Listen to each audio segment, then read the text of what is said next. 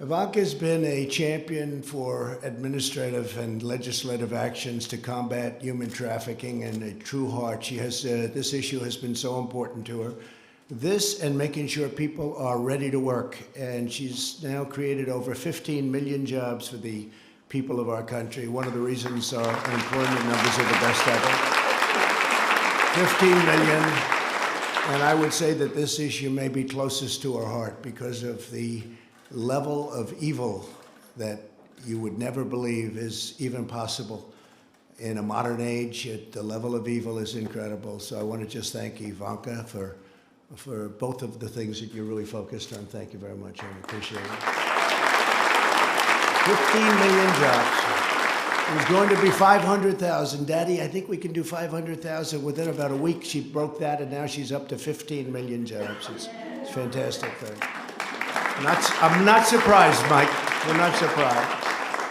We're also honored to have with us several extraordinary survivors of human trafficking, and I want to thank you all for being here, and you'll come up when we sign, and it's going to be my great honor to say hello and shake your hand. And your courage really inspires us all. I want to just let you know that. As the men and women in this room know, human trafficking is a problem everywhere, worldwide problem. Human trafficking is worse than ever before, and that's because of the internet. I've heard from Bill Barr and I've heard from others that the internet has caused lots of good things to happen and lots of really bad things, and this is probably the worst of the bad things, and it's an incredible thing. An estimated 25 million people around the world today are being held captive, manipulated, and abused by human traffickers. In 2018 alone, the National Human Trafficking Hotline identified over 23,000 human trafficking victims in the United States. 65% of these victims were women. More than 1 in 5 were children. Human traffickers prey on their most vulnerable citizens and people. They're vicious, they're violent. My administration is fighting these monsters, persecuting and prosecuting them, and locking them away for a very, very long time. We've had a tremendous track record, the best track record in a long time. We are dismantling the criminal organizations that make large-scale human trafficking possible. In my first month in office, I instructed federal agencies to go out and just do what you have to do. All federal departments are doing what they do to identify and destroy these groups, and we are destroying a lot of them. Unfortunately, they come back very quickly in a different form. In 2018, the Department of Justice shut down the leading site for online sex trafficking. The DOJ prosecuted a number of violent crimes that now is a record number. In the last 3 years, ICE has arrested over 5,000 human traffickers, and I want to thank ICE. They have been incredible. These are great, great people. Great people. They're tough, they're brave, and they love our country. Overseas, we've also seen historic progress, incredible progress, working with us and using our intelligence with them. When I took office, ISIS controlled over 20,000 square miles of territory and perpetrated some of the most heinous forms of human trafficking anywhere in the world. As you know, we've totally defeated the ISIS caliphate in Syria and Iraq, and it's 100%. We have thousands and thousands of prisoners, ISIS prisoners, and it's really been something that's been rather incredible, and we did that rather quickly, because when we came in as an administration, it was all over, and we have 100% of the caliphate. They're bloodthirsty, they're horrible. The founder and leader, al-Baghdadi, who was trying to rebuild ISIS, is now dead. We got him, and that was a big thing. That was a big thing and not an easy thing. He was hiding, and they've been after him for 15 years, but we got him. My administration is putting unprecedented pressure on traffickers at home and abroad, and we are freeing innocent victims at every single turn. I was proud to be the first commander-in-chief to attend a meeting of the President's interagency task force established by the Trafficking Victims Protection Act of 2000. In November, I was also the first president to sign an executive order to establish a task force on missing and murdered American Indians and Alaska Natives. Just signed it. And this has a very special focus on women and girls. That's an incredible thing that's been happening, but we just signed it. I've signed 9 pieces of bipartisan legislation aimed specifically at combating human trafficking domestically and around the globe. And in 2018, I signed legislation strengthening the Department of Homeland Security's Blue Campaign, which unified the department's fight against this crisis and increasing public awareness every single day. We have signed more legislation on human trafficking by far than any other administration has even thought about.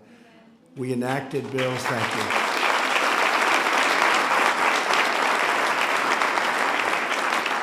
And we'll do what's necessary. We will do exactly what's necessary. There's nothing more horrible than this. We enacted bills to fight sex trafficking, increase support for survivors, and raise the standards by which we judge whether other countries are meeting their duty to fight human trafficking. You have countries that talk, and they talk. They're like politicians in Washington. They keep talking. They do nothing about it. They do nothing about it.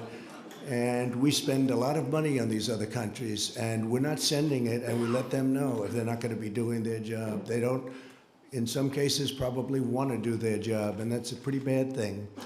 We've authorized $430 million to fight sex and labor trafficking, and with the help of the State Department, I have held foreign governments accountable for failing to address human trafficking by imposing restrictions on foreign assistance, and very powerful restrictions.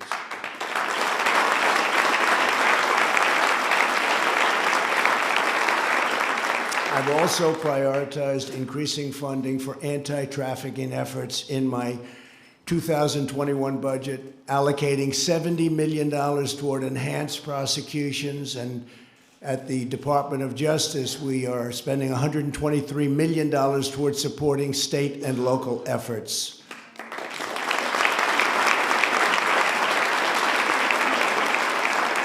And this is all new funding, and these funds will directly benefit those on the front lines who are tasked with bringing down the perpetrators of this terrible crime.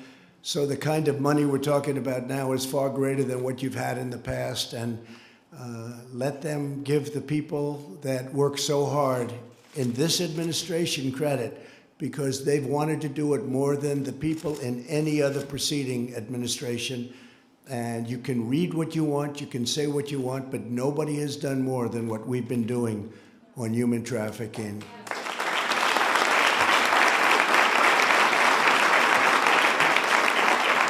So today, on the last day of this year's National Slavery and Human Trafficking Prevention Month, I will take another very decisive action. In a few moments, I'll sign an executive order targeting human trafficking and child exploitation all across our country. This order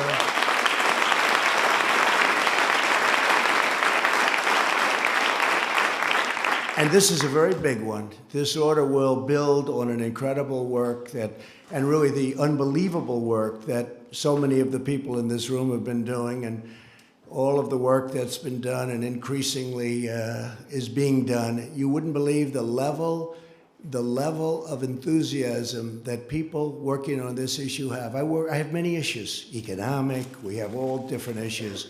I have never seen such enthusiasm for a single issue as I have for human trafficking. And I have to say that starts with Bill Barr and Chris Wray, the FBI. It starts with all of the people in law enforcement, so important, and it's something that people really do appreciate.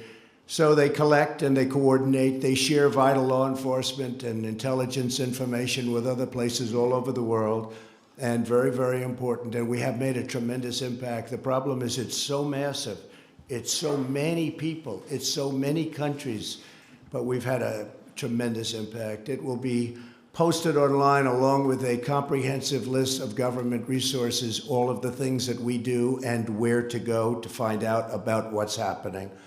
This order expands prevention education programs, promotes housing opportunities for survivors, and prioritizes the removal of child sexual abuse material from the internet.